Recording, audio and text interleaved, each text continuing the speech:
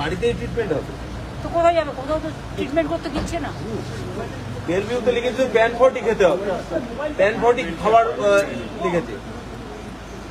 বেলভিউতে অনেকগুলো ইঞ্জেকশন দিয়েছে, সেই জন্য ওটা বলেছে। কোনো অ্যান্টিবায়োটিক দিতে গেলে একটা তোমাকে অ্যান্টাসিড খেতে হয়। শুধু ওইটা বললে, অন্যগুলো তো বললে না, অন্য ইঞ্জেকশনগুলো। হ্যাঁ, চোখের সমস্যা আছে, চোখে ইমিডিয়েট দেখাতে হবে। বুকে একটা কালশিটে দাগের কথা বলা হয়েছে। শুধু বুকে নয়, বুকের চারিপাশে, চোখের এখানে, সারা শরীরে, কাঁধে থেকে শুরু করে চারিদিকে। এটা ডক্টর রিপোর্ট আমার কাছে আছে। দিদি এর পরে কি হবে, মানে করবে পরবর্তী পদক্ষেপ কি হবে? পরবর্তী পদক্ষেপ আমরা জানাবো। আমাদের কালকে later sit together and then. আপনারাও এতক্ষণ ছিলেন, অনেক কষ্ট করেছেন, আপনারাও বাড়ি ফিরে যান। ডক্টর রেখে গেলাম আমি, এবং আইসিসিউর একজনকে আমরা ডেকে এনেছি, আসছে এক্ষুনি।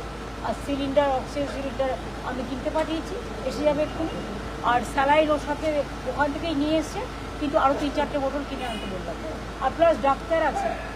ইন্ডিয়া জোটের বাকি সঙ্গীদের এই বিষয়টা জানিয়েছেন, তারা কিছু বললো? মানে মিডনাইটে কেউ এরকম, মানে একটা অসুস্থ রোগীকে, এমনকি যদি এটা এমনি কেস নয় যে সামান্য জ্বর হয়েছে, এটা একটা ইনসিডেন্টের কেস।